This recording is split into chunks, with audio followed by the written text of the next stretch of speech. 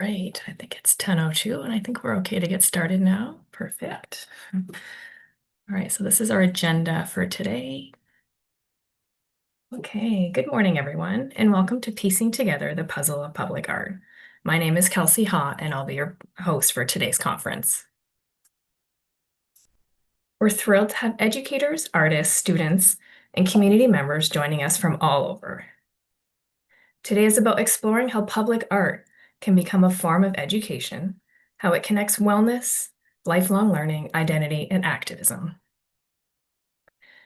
We are living puzzles, and in the open spaces of public art, our hidden pieces find light.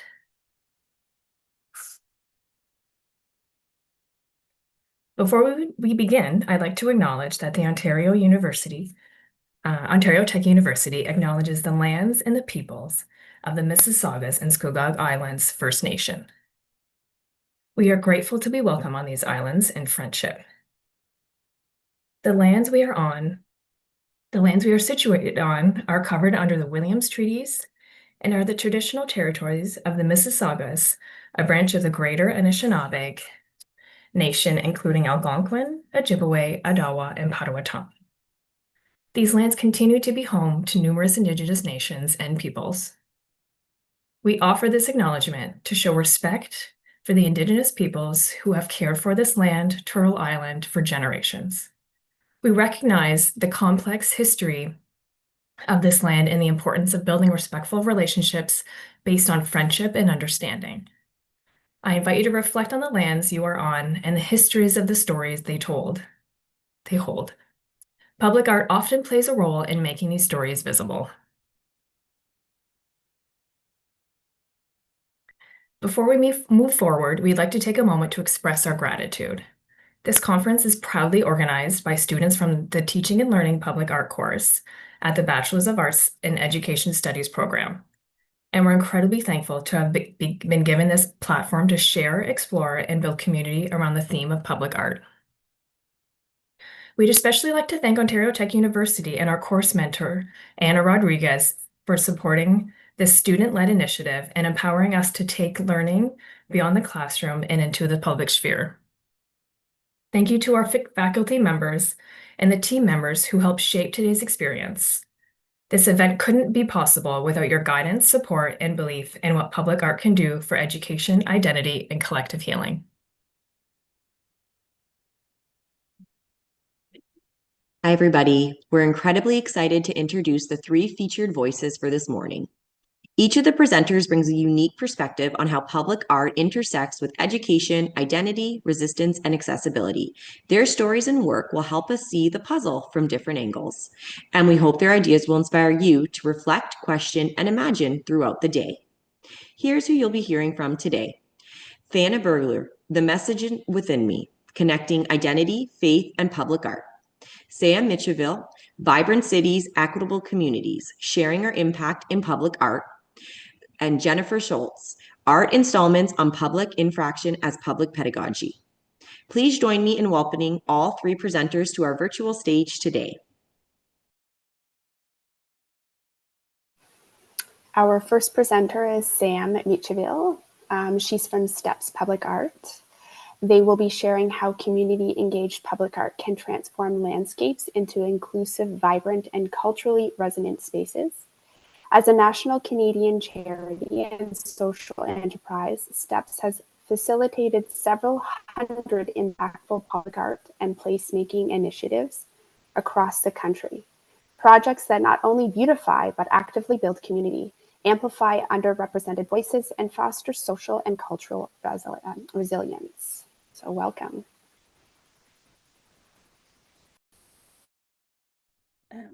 Thank you. Thank you so much. Welcome everyone and good morning. My name is Sam Mitchellville, and I'll be speaking to public art and placemaking at Steps Public Art. I'm the cultural planning manager at Steps. Can you go to the next slide, please? So just as an introduction to what I'll be speaking to today, I will present Steps Public Art, and talk about the key program and support areas. And lastly, I'll talk about some of our program impacts in 2024. Maybe I'll skip the land acknowledgement because we just had one for the full conference. So you might be wondering who and what is STEPS Public Art. We are a Canadian charity and social enterprise that offers services in public art management, holding exhibits, cultural planning, artist capacity building, and we run charitable programs that support artists and communities to foster vibrant and inclusive public spaces. Our mission is to engage and empower artists and communities to transform public spaces into vibrant places. And what really sets us apart is our commitment to working with equity-deserving artists to increase representation and inclusion in communities and public spaces.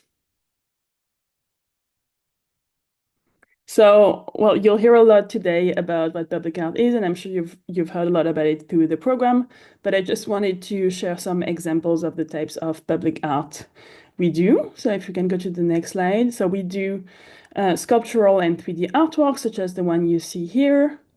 Next slide. We also do murals, both on the ground, on walls, and both painted and murals, and interior and exterior. We do digital and light installations, including things with projection mapping and augmented reality. And lastly, we've done a lot of functional artwork that provides seating, shade, and other forms of engagement and support streetscaping. So why public art? So if you go to the next slide, you'll see a summary of research we conducted in 2023, where we looked at the impacts of public art, both through a review of literature, through consultation with different stakeholders, and through a range of pilot projects where we polled people and assessed the impacts they had. What we found was that public art can have strong social impacts. It impacts the quality of life, happiness, and well-being, and it helps foster community pride. It also facilitates social connections and a sense of community. Of course, public art also has a strong cultural impact.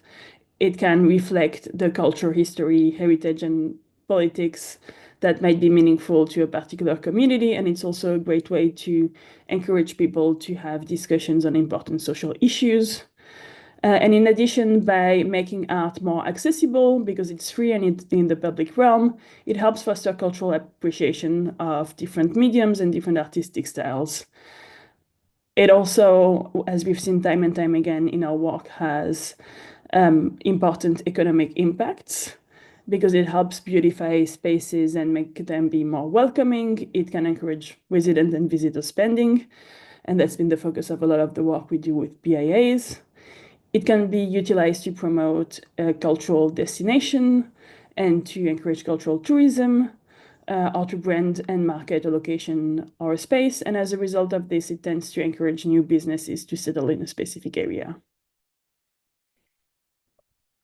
Next, I'd like to talk a little bit about the approach we use to ensure our projects bring all these benefits and really benefit a specific area.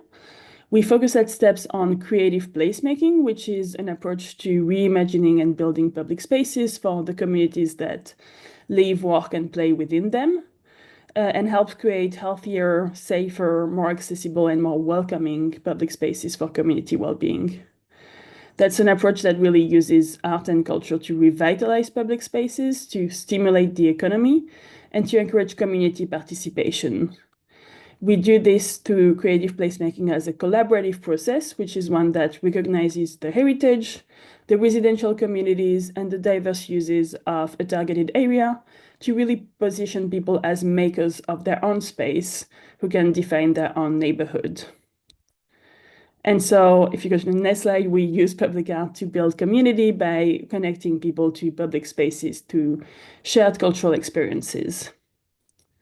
Next slide, please. How do we do this? We do this through consultation and engagement, which are really at the core of our approach.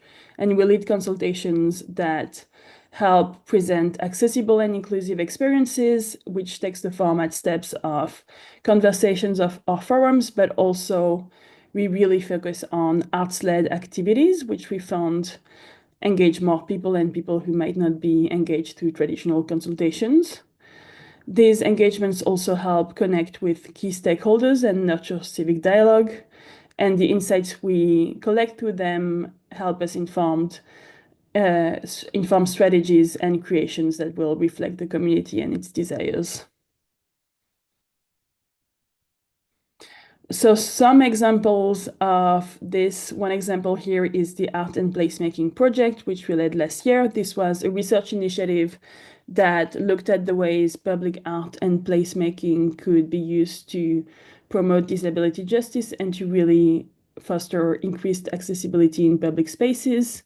This project included research and an extensive consultation with other 20 experts. And it also included the co-creation of projects by multiple self-identified disabled artists. And you see some examples of their work here, all resulting in a toolkit that is freely accessible on our website and that helps stakeholders conduct public art projects in a way that will help communicate key messages, but also directly improve accessibility in their public spaces. Another important program is From Which We Grow, we've run over the past 5 years now. This is a program that really started in response to community desires in the Rexdale and Humber Summit areas, as community members wanted to find a way to reconnect to the local park, Roundtree Mills Park, which had seen limited access over the past 10 years when we started. And at the request of community members, we've also included a strong focus of this program on restoring relationship and specifically on reconciliation. So we have a sub-series called Restoration of Relationship, which is led by Lindsay Leakers and Mushkikini Bikwe, who you see in the picture on the right, which invites Indigenous artists and elders to present teachings, craft activities, and lead important conversations. And that has also resulted in the creation of permanent artworks in the park.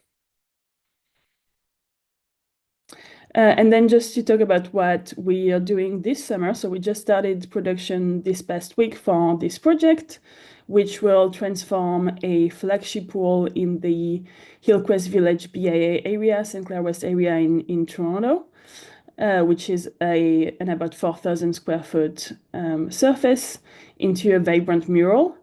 The artist for this project is Yasaman Mersa, and she was selected out of a shortlist of artists by community members. And the design you see here was really informed by conversations she had with community members in the area.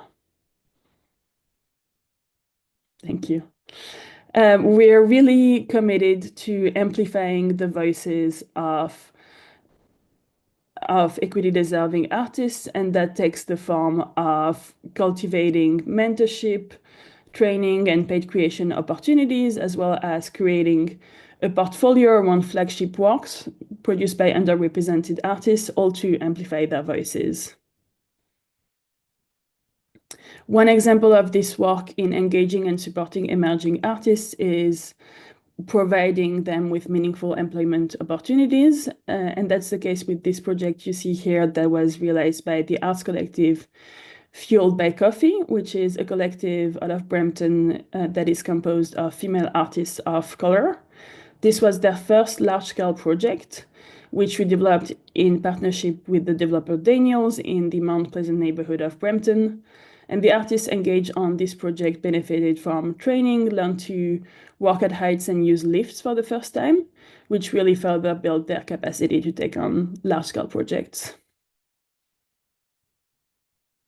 We've also been running over the past 4 years a residency program called Create Spaces, which is targeted towards Indigenous, Black, and other artists of color who we help create public art projects. And it's often artists that have been active as artists but have never before worked in the public art space.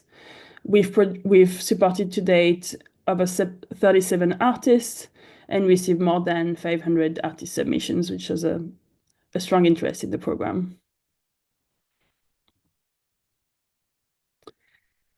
Public art also has the ability to animate underutilized or transitional spaces and really act as a draw to these spaces. One example of that work is this project we did last year with the town of Stouffville, who wanted to bring more attention to their main streets. And we helped them first transform a parking lot into a gateway marker for the town. So that's a project you see on the bottom.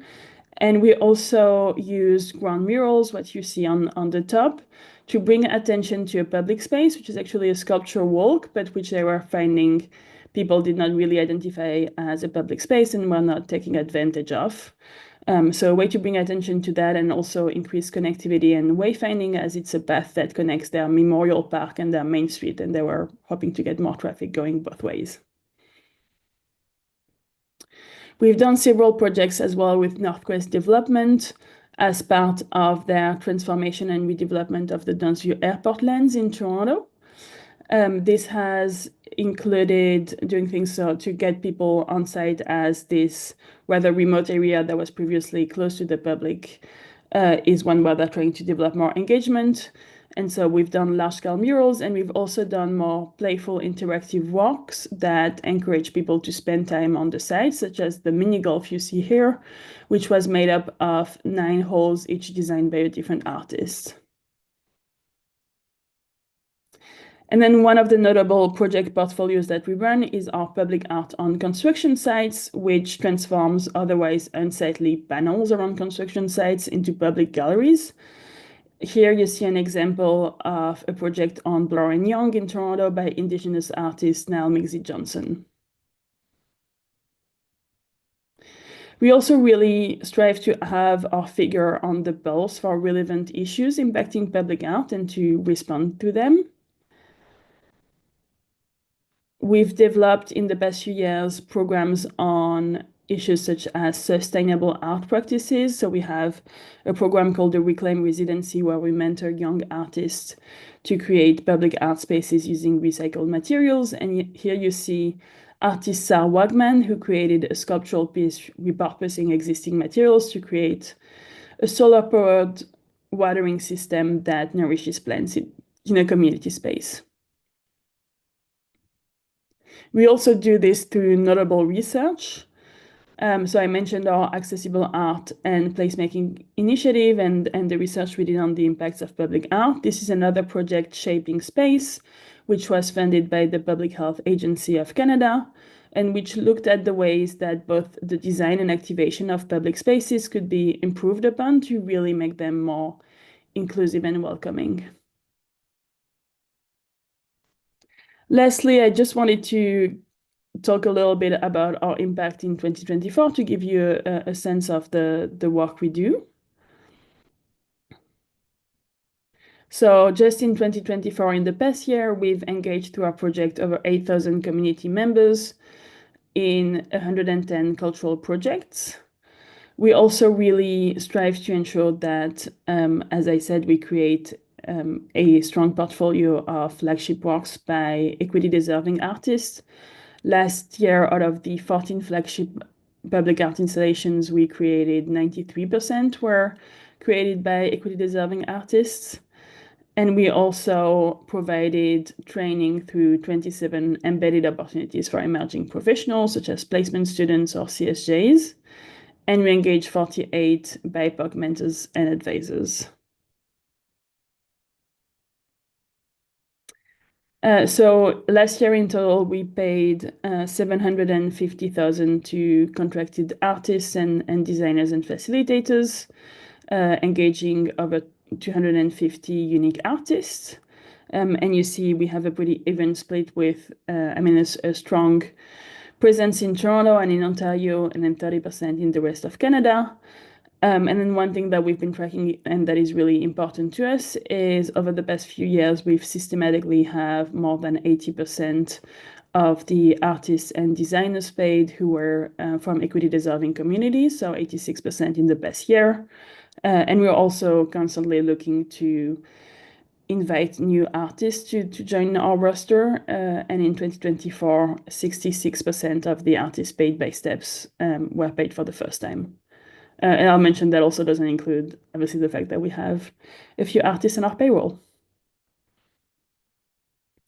So I'll end here and open it up for question. I've also included a few questions on this slide on which I would be interesting to hear your feedback on what are the most impactful public art projects you've experienced, what are some things you've enjoyed and some things you'd like to see.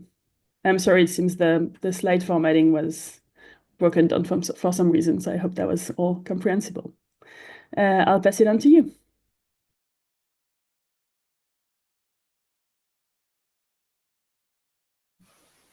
Thank you so much. Yeah, so if anybody has any questions, they can raise their hand or put a question in the chat or comment.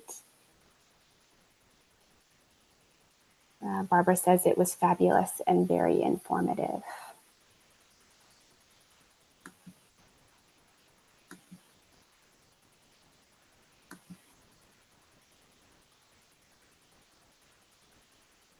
Any questions or thoughts on these questions? Oh, Anna, I see you have your hand up. Sorry. Thank you so much, Sam, for your presentation. I learned a lot from listening to you about STEPS, the organization. And I'm sorry I was busy doing some other stuff here in the background for the conference, but I'm not sure if you answered this question, but I'm wondering, how do you find your artists? How do they need to apply? What is the process? So we have an extensive roster of artists that we've just been adding to throughout the years. We've existed since 2011. There's a page on our website where artists can register, send their information, so that's open to everyone. And then when we select artists for projects, we have two main ways of doing so. Either we have something that's very identified and we have artists we know in mind, and so we present a short list of artists, or we run a lot of calls for artists that also help us increase that network. And then obviously all of the residencies we do. So I mentioned the Create Space residency and the Reclaim residency. These are all open for submissions. That's also a way for us to identify new artists. Thank you. Clara?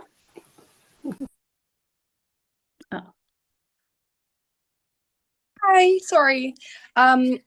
I just wanted to quickly speak about one of the pieces of public art that I saw that I found very inspirational, as well as thank you for all that you're doing. Both of my parents and my partner are artists, and I know it is no easy feat. And what you're doing is so, so important for everyone, but especially for artists. It can be such a hard road to get your art out there and to be paid appropriately and try to really make it. So thank you very much for what you're doing. It's very important. And I just wanted to talk about a mural that it was actually my first assignment in this course. So it's the first time I really noticed, though I love art. And it was a mural by Nick Sweetman in Toronto called A Time for Pollinators. And it's a beautiful mural featuring several pollinators, including bees, and timepieces and clocks. And it was very, very interesting. And it was across the street from my work. So I saw it every day, and it was great to look into the meaning behind it, which is that we really need to grow up a little bit with climate change. And, that it is quite important, and we are running out of time, but it was a very beautiful and not scary or upsetting piece, and I thought that was a really wonderful way of meshing those two ideas. I thought he did a great job, and I know that he has a bunch of them around the city, and I'd like to go see the rest because I thought it was fantastic. Thank you for sharing that. We've done different projects with Nick Sweetman. I'm hoping we can have one more soon down the line. So yeah. Glad to hear that. I see Kelsey has wrote in the chat, how do you choose the area and where you put your public art pieces? So we are both a charity and a social enterprise. In terms of our charitable work, we really try to, especially in Toronto, we do a lot of work in neighborhood improvement areas and in areas where we feel there's strong benefits that public art can bring. And we've really tried to do long-term programs. So I mentioned From Weeds We Grow, for instance, and that's just one of the programs that we've run over the past few years in the Rexdale and Humber Summit area. So we also have been trying to really stay in areas for a long period of time and bring long-term benefits rather than do a lot of programs in disparate places. And then we do a lot of collaborations with municipalities and BIAs and other organizations. We try to use that to really create new relationships and try to have public art all across the country. One of the programs I didn't mention with a financial institution is a program we have with BMO, with the Bank of Montreal, where we create murals in their branches all across Canada, and we've done over 60 now. So that's a way to really bring art in the most places possible and also find more ways to create opportunities for artists in various locations. Thank you for that. We just have one more question here by Hasna. She asked, do you have any programs for aspiring artists to learn how to express themselves through art? So as I mentioned, we do have programs for emerging artists to build their skills in public art. The other thing I'll mention is, as I said, we do a lot of community engaged public art, and these programs typically involve a lot of arts workshops, which means we've been doing a lot of engagements with youth and young adults who get to meet with artists and experience different art forms and learn through these programs. And typically when we do these programs, we try to also hire volunteers from the community that are paid a small fee and really get to be trained to the program in both art and just the more art organization aspects. Thank you. Thank you so much for being with us. Thank you.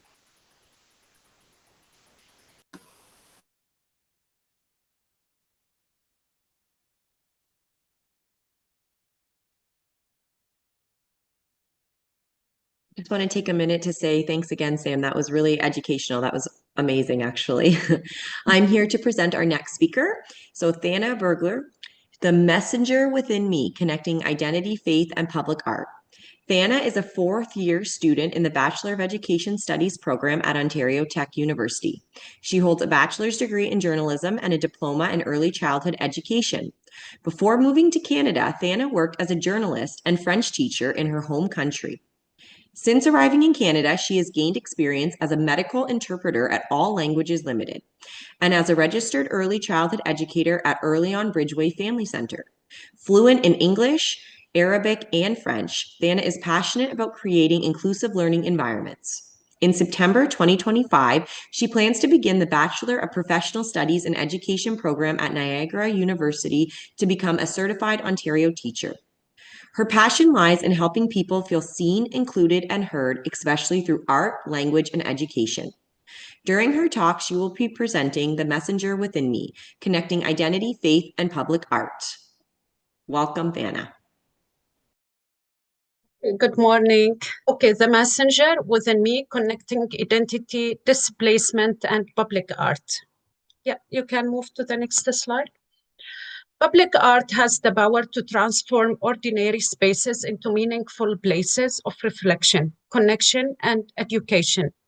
In this presentation, I will explore the Messenger Project, a public art installation by Ernest Gatewiler, located at Arundel Ghost Station in Mississauga. This artwork deeply moved me, not just because of its beauty, but because of its powerful message about history, identity, indigenous culture, and migration. Actually, this picture I took for the Messenger Project in the Arundel Ghost Station. And in the next slide, I'm going to talk about the Messenger Project. This piece of public art features a tall stack of stone suitcases with a bronze eagle perched on top. The suitcases are carved from Indiana limestone and are based on real belongings, some of which were donated or contributed by the Credit First Nation in Mississauga. These included items like cradle board and a spiritual medicine bag, which were cast in bronze as well and built into the artwork. These items represent deeply personal and cultural connections, honoring the heritage of Indigenous peoples in Canada.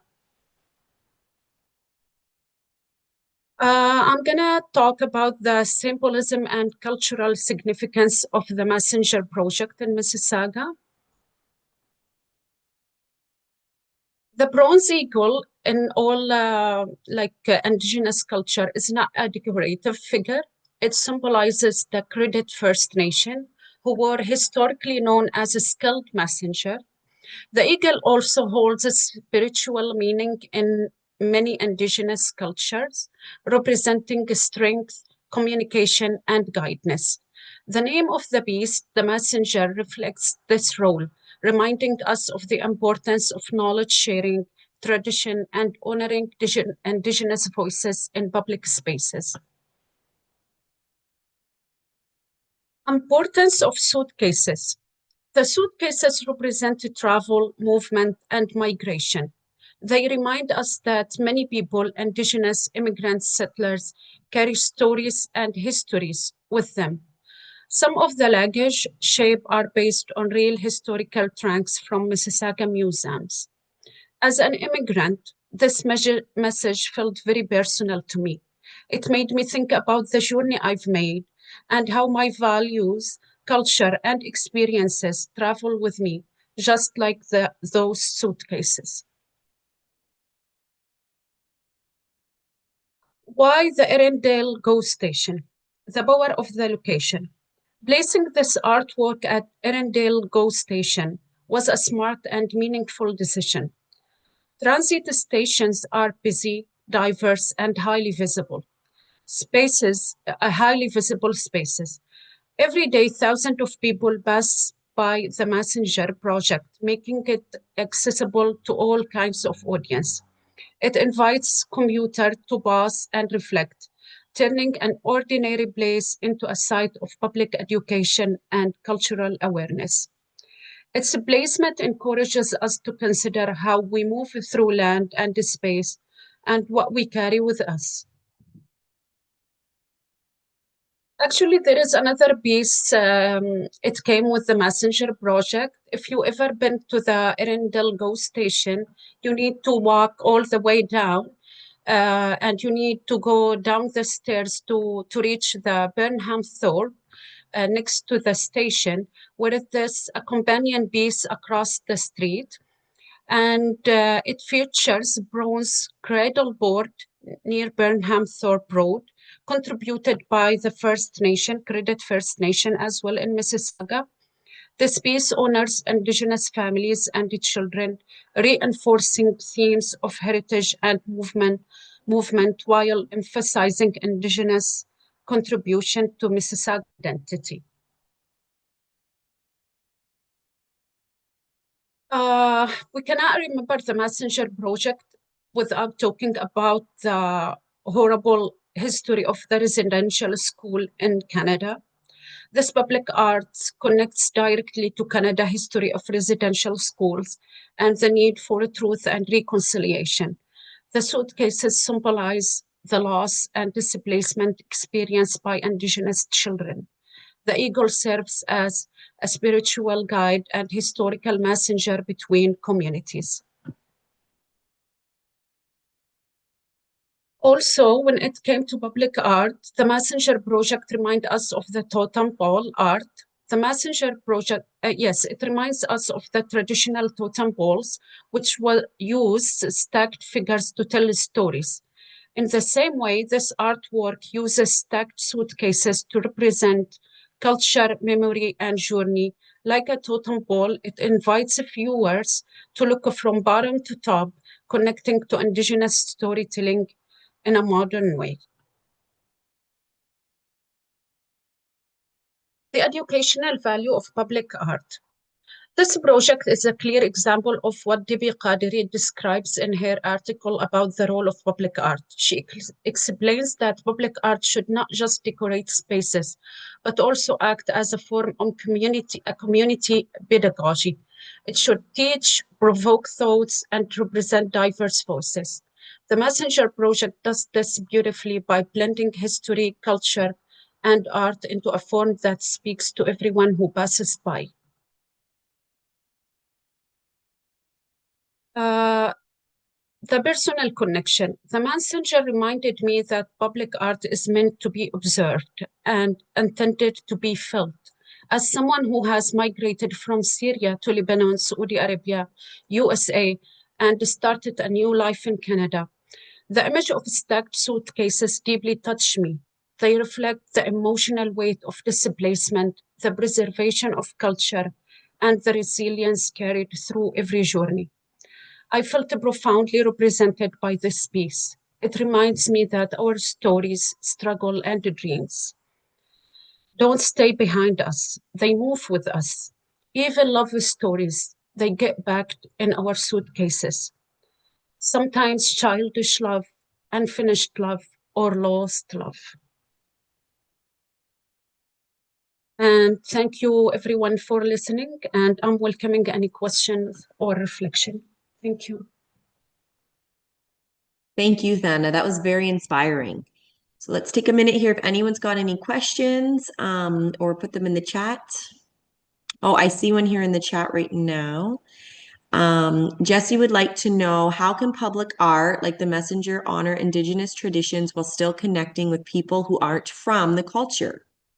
And the question is for everyone, so if anyone would like to join in and help answer that.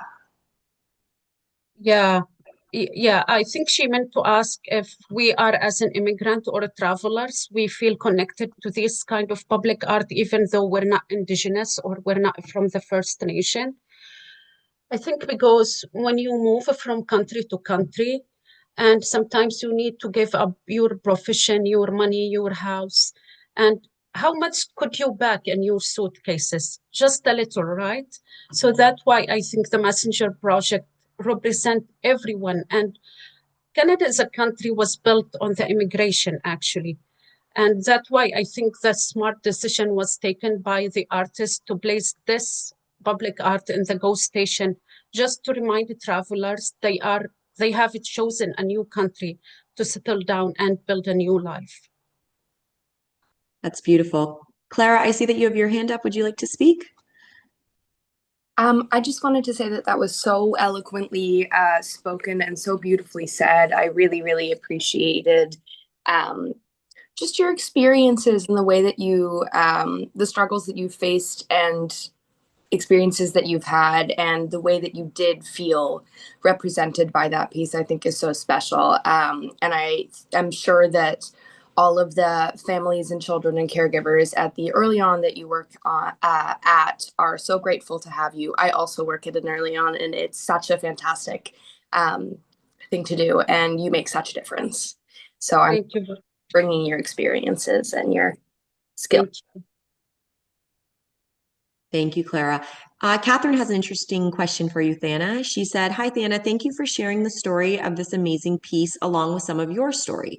If you were to design a public art piece based on your own journey, what symbols or elements would you include, and where would you want it to be placed? How would it be similar or different from this piece?" That's a great question. Actually, I'm going to answer this question based on the story I've heard recently about a book was created by someone. The book called One Suitcase for Two Dreams. And it tells a story about two teenagers who fled the war in Syria by riding a boat, and they wanted to survive the ocean and to arrive into Italy or Germany or whatever. And the smuggler on the boat asked them to empty their belongings and keep just what they really need, the very, very basic needs. And both of them, they packed everything in one suitcase. And when the boat actually sank down, one teenager survived with the suitcase, and the other one sank down and died in the ocean. And when he reached Italy, when the Italians guard, I think, whatever we call them, they work on the shore, saved him. And after he got strong and found his new life, he decided to tell the story about the suitcase. So if I decided to build a public art, I'm gonna build these public arts like the Statue of Liberty near the oceans where most immigrants die, or these smugglers, they go without accountability because what they have done. And to me, I would add the feature of voice, real voices of travelers. Like when you come to the public art, sometimes you need to hear the real voice of people who try to travel or leave their own homelands. Hopefully, I answered the question. It was long, but hopefully, I answered. Lori doesn't have a question, but she just put here, your presentation made me feel deeply moved and connected. Seeing how personal stories, identity, and history were shared through the stacked stone suitcase helped me think about my own journey and experiences. It made me feel emotional, inspired, and proud of how art can tell powerful stories and bring people together. I'm just looking if there's any more questions in here. There's a lot of people just thanking you. It was beautiful, very emotional. It was a very emotional story. It is. And I invite everyone to visit the Arendelle Ghost Station and see this public art. And the picture doesn't represent it. Honestly, when you come to it and you want to look at it, you would stand for 5 minutes at least, just looking to the eagle or whatever, and the suitcases and these little things was donated by the Credit First Nation. It's really, really good. I'm not an expert in public art, and before this course, I didn't see the educational values of the public art, because in my country, most of the public art represent like historical events or maybe very public figures, and we know about them. So I don't think about the educational side, but here in Canada is different story for sure. Well, thank you so much, Thana. That was beautiful.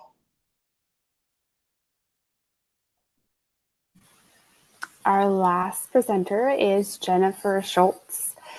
Jennifer is currently completing her final semester in the Bachelor of Arts in Education Studies program at Ontario Tech University.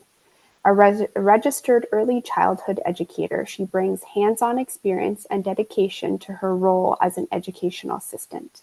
Born and raised in the Durham region, Jennifer has a deep appreciation for the area's rich history. She is passionate about fostering learning environments that reflect and respect the community's diverse heritage. Thank you, Jennifer. Good morning. So today I'd like to talk to you about art installments on public infrastructure as a form of public pedagogy. Next slide. The power of public art. Public art isn't just decoration. It can be a powerful tool. Today we'll explore a unique example of public art in a somewhat overlooked location, a highway overpass. On the Highway 407, which is a highway in Ontario, the Salina Road overpass functions as public pedagogy honoring local Indigenous histories. Next slide. But what is public pedagogy? Public pedagogy is learning that happens outside of a formal classroom. It's the process of education that occurs in public spaces through cultural works, symbols, and interactions. Public art is a key form of public pedagogy because it invites collective reflection, especially on social justice and historical memory. Next. Defining public art. Public art is freely accessible, and it can be found in everyday places like parks, bridges, walls, or sidewalks. It engages broad audiences and can serve educational, cultural, and political functions. When it acknowledges marginalized histories, public art becomes a tool for social justice and reconciliation. Next. Located north of Curtis on the Highway 407 East, the Salina Road overpass, which intentionally features concrete embossments of a bear, deer, turtle, and wolf. These concrete embossments are more than just decorative. They're symbolic representations of the 4 of the 8 Huron-Wendat First Nation clans. With the expansion of the 407 East in 2017, the project was a collaboration between developers, project managers, and the municipality of Clarington. But why is it there? The Huron-Wendat people have a long-standing ties to southern Ontario, particularly the Durham region. Before colonization, the area was home to over 3,000 Huron-Wendat people. Archaeological surveys done during the 407 expansion uncovered 150,000 artifacts, confirming the deep-rooted presence. The embossments on the Salina Road overpass are a clear example of site serves insight public artwork. This is artwork that is tied to the local history of a place. Though not designed solely by Indigenous artists, the Salina Road overpass is a collaborative work that honors a place-based history. For marginalized communities like the First Nations, this kind of public art is a form of visibility and cultural affirmation. The Salina Road embossments also align with the call to action number 83 of the Truth and Reconciliation Commission. This call urges partnerships between Indigenous and non-Indigenous artists to create work that supports reconciliation. Public art like this invites ongoing public reflection on colonization, presence, and a shared history. Infrastructure, so roads, bridges, sidewalks, and transit systems, is often seen purely as functional, but it also shapes how we move through and relate to land. The province has a powerful opportunity and responsibility to embed Indigenous history into these public structures. By incorporating Indigenous designs, language, and symbols into the infrastructure, we can acknowledge the ancestral territories that these projects now occupy.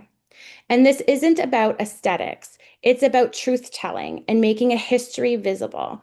And this can take on many forms, like the embossments on the Salina Road overpass, dual language signage in Indigenous languages, or even story plaques and digital QR codes linking the Indigenous histories of the site, like parks or even on sidewalks.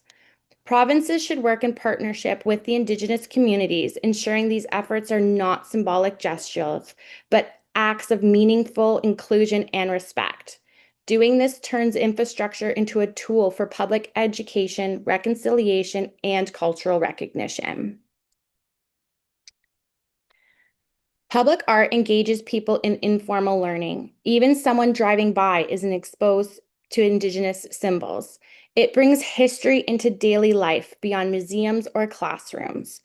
The Salina Overpass, for instance, offers a starting point for conversations about Indigenous identity, symbolism, and place. Personally, I knew there was an Indigenous presence on these lands. However, it was not until I inquired about the significance of the concrete embossments that I discovered the rich history of the Huron-Wendat First Nations. Teachers can use public art to spark interdisciplinary learning, like history, art, social justice, and more. And students can explore questions like, what do these animals symbolize? And why are they placed here? And how can we honor stories through our environments? It empowers students to create their own public art expressing communities and values. So in conclusion, art as a living history. The Salina Road overpass shows how infrastructure can become a canvas for honoring Indigenous history. Public art, when designed thoughtfully, can foster awareness, reconciliation, and informal education. Public art transforms overlooked spaces, like a highway overpass, into living memorials, teaching tools, and conversation starters. As members of our community, we should continue to support intentionally integrated art that educates, commemorates, and connects us to places and people.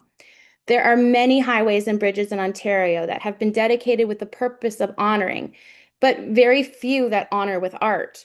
With roughly 14,500 bridges in Ontario, could you imagine if we gave them all a higher purpose? Thank you. Thank you, Jennifer. That was great. It was really informative. I really liked where you said you could feel like the Indigenous presidents, but you didn't really understand the full history of it until you inquired about the stones. And I think that's a really good concept that sometimes when we just ask a little bit more about the public art we see, then it just takes us to a whole different, deeper level. Before this course, that wasn't something I really thought to do, but now I feel like I'm overanalyzing every piece of public art that I see. Um, does anybody have any questions that they have for Jennifer at this time? No hands are up, so I'm just going to check the chat for you, Jen. So Jesse says, teaching kids about their community's history. Why do you think it's important to teach about the history of their community? Again, a question for anyone with their thoughts.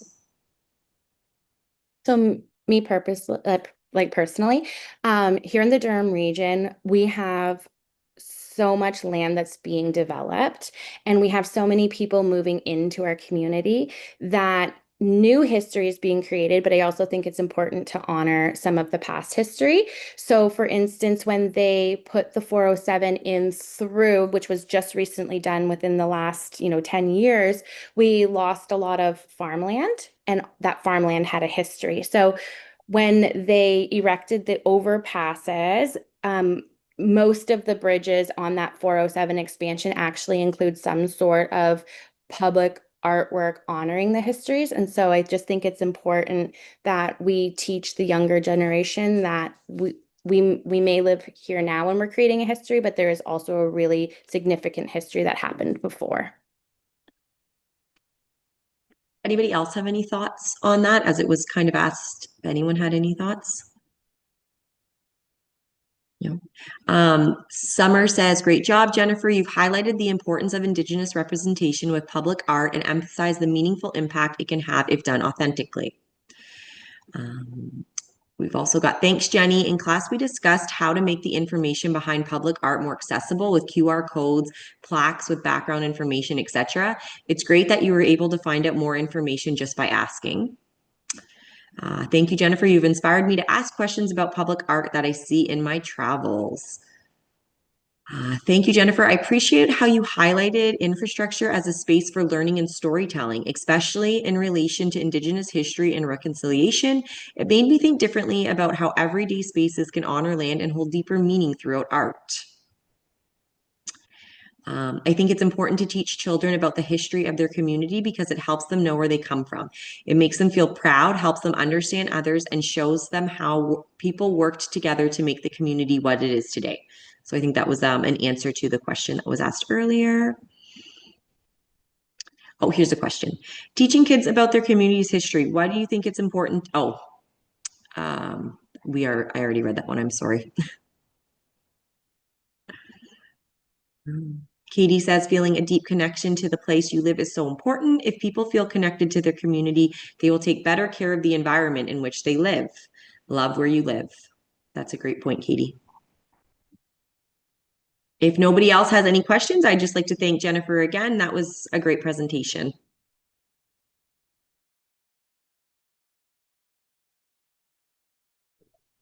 All right, so now we're going to take a quick 10-minute break. While you stretch, refill your coffee, or get some fresh air, we'd love for you to add your piece to our digital puzzle wall.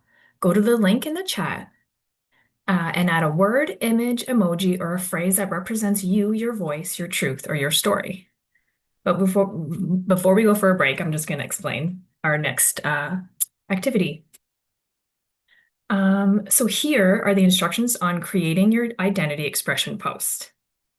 Choose one form of media that represents an aspect of your identity or personal story that you would want to see in the public art. Example could be audio recording, spoken word or music, video, performance, animation, or digital art, such as photograph or illustration. Create your post. Give your piece a meaningful title. Upload your chosen media. Explain how your chosen format helps communicate your narrative. And include what makes this aspect of your identity meaningful for public art. Engage with your peers. View others' expressions. And comment thoughtfully on at least 2 classmates' posts. Consider how different media formats convey different aspects of identity. When we return, we'll be diving into our collaborative workshop.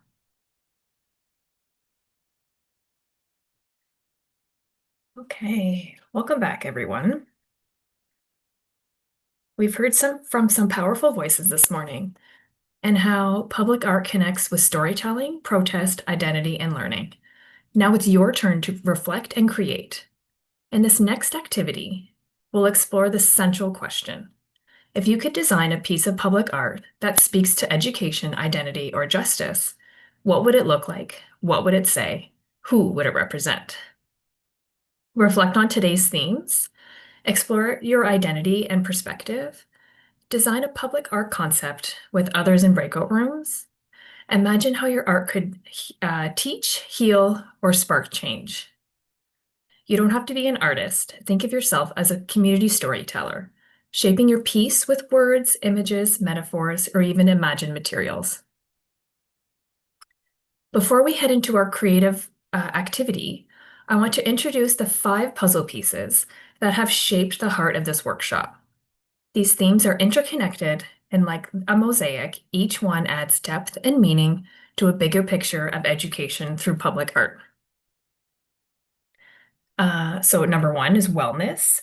Public art can create a space for healing, grounding, and reflection. In a world that often demands constant productivity, public art offers a moment to pause, to breathe, and to feel. It can become a sanctuary in our schools, streets, and mind. Number 2, lifelong learning. Learning doesn't just happen in the classrooms. Murals, monuments, and installations can teach. They can invite curiosity, storytelling, and dialogue across generations. Public art is education in motion, accessible to all without a login. Early childhood. For our young learners, public art becomes an invitation to play, wonder, and create. Whether it's color, texture, sound, or movement, these experiences fuel curiosity and imagination in foundational ways. Number 4, culture and identity. Public art reflects who we are and who we belong to. It's about representation, community memory, and belonging. When someone sees their story on a wall, in a sculpture, or woven into landscape, they feel seen. Politics and protest. Public art can also change systems, spark resistance, and give voice to movements. From graffiti to monuments, art in public spaces has always been political, a way to claim space, tell truths, and reshape power.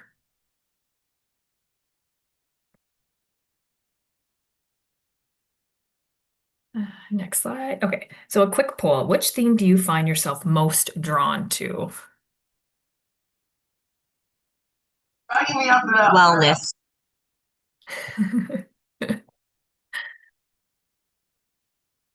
Yeah. Oh, Katie says wellness too in the chat. Yeah. Clara says politics. Zira says a couple lifelong learning. Oh, a lot of lifelong learning.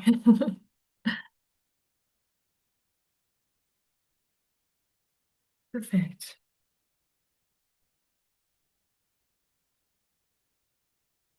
All right. So you'll head into breakout rooms to 3 to 4 people. As a group, you'll share ideas and reflect together. You can each design your own concept or co-create one as a group. So your task will be to imagine up your public art concept, a mural, a sculpture, installation, digital art, etc. Reflect on who it's for, what message it sends, and how it would educate or inspire. And then an option could be to use the collaborative link we'll drop in the chat, Google Slides or Padlet, to jot down your ideas, sketch something, or add words/images.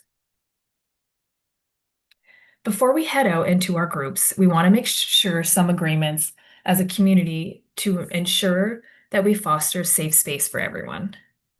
Listen generously, speak from the I, share airtime, and honor privacy. You will have 40 minutes total. We'll broadcast prompts partway through to support your conversation. Please assign someone in your group to share back a quick summary or theme in the chat when we return. Use the themes to spark your conversation. Welcome back, everyone. I hope your breakout rooms were full of ideas, connection, and creativity. Before we move forward to the closing of our conference, we want to take a few moments to reflect on what you created together. Think about public art concepts your group explored. What messages were you drawn to, who you were speaking to, and what kind of emotions or change did your art aim to speak? If your group would like to share, feel free to drop a short phrase or description in the chat, or raise your hand and I'll spotlight 1 to 2 volunteers to share a quick reflection out loud.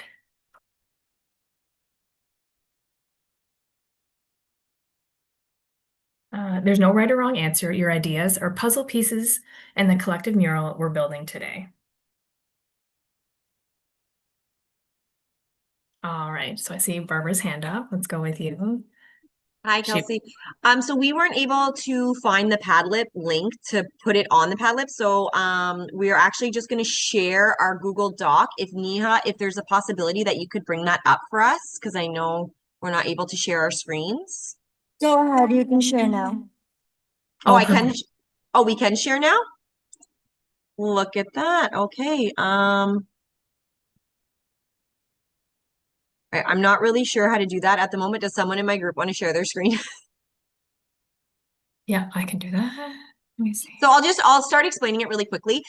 So what we wanted to do something kind of with nature and tie in like wellness, as well as like learning, lifelong learning and wellness together. So we decided to make like a bridge. So a winding wooden boardwalk trail through the woods, but we'd embed artwork like material, stone, ceramic along the way. And each piece would reflect a different aspect of wellness or learning. So mental health, community, creativity, growth. We're tying the wellness in because walking itself is wellness and the changing path represents the lifelong learning. And who it's for, it could be community members and learners of all ages, children, teens, adults, elders, all at different stages of their learning and wellness journeys. This boardwalk would be immersed in the forest alongside trees, moss, and birds, making this experience peaceful as well as educational.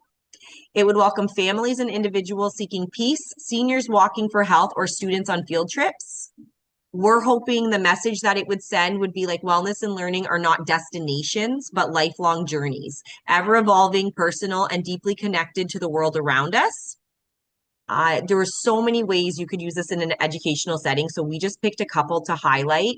For science, you can study the ecosystem, the native plants, animal tracks, life cycles, seasonal changes. Health and education, discuss wellness, the importance of movement and mental health benefits of time in nature. For the language arts, use the journey for journaling, poetry, writing, storytelling, descriptive writing activities. Social studies, explore land stewardship, environmental responsibilities, Indigenous knowledge, and local history. And we included a picture at the bottom there. We just kind of AI generated that, but to give kind of an idea of like the vision we spoke about. Yeah.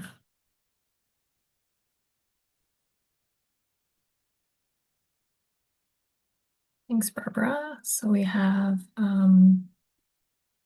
Joria, my digital art piece, Roots and Routes, uses layers imagery of a tree. Oops, kind of went away here. Where was I? With roots turning into roads and leaves made of cultural patterns to express the journey of being a second-generation immigrant, grounded in tradition, yet constantly navigating transformation, identity, and belonging. Wow, that's very neat. I like that one.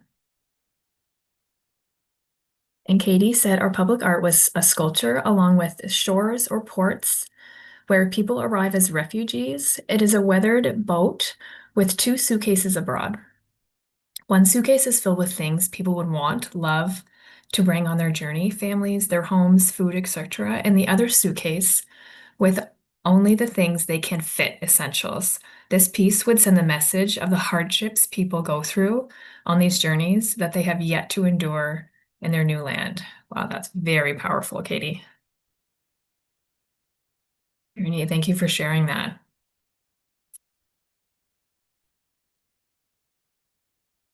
Great. So I think that's it for everybody who wants to share.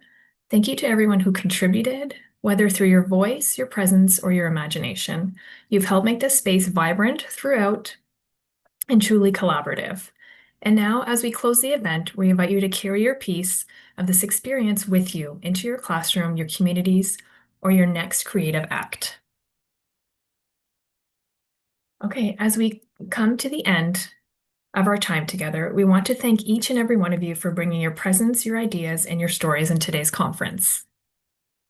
Piecing together the puzzle of public art has been a student-led journey, and we're deeply grateful for your support in making a meaningful, creative, and inspiring space. Whether you spoke, created, listened, or simply reflected quietly, you've added your piece to the mosaic, and together we created something much bigger than any one of us could have done alone. And now, for a small thank you for staying with us through the very end, we're excited to announce the winner of our raffle draw.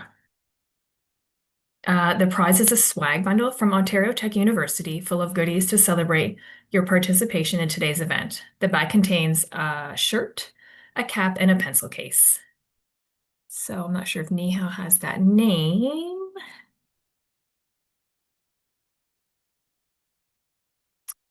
Of the winner to that. Oh, she put it in the chat. Samiha, congratulations, and we'll follow up with you by email to arrange delivery. Good job.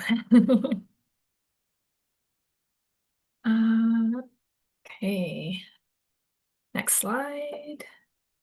Okay, well, we won't ask you to fill out anything right now. We'll be sending you a follow-up email after this event with a link to our Padlet puzzle wall, where you can revisit and reflect on everyone's contributions, a certificate of participation to acknowledge your involvement, and a feedback form, just a few quick questions to help us improve future-led student conferences. Public art is more than something we look at. It's something we live, shape, and carry with us. Thank you for showing up and sharing your piece of the puzzle.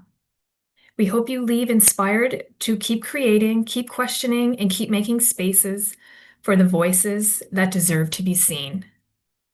Until next time, take care, and thank you from all of us at Ontario Tech University.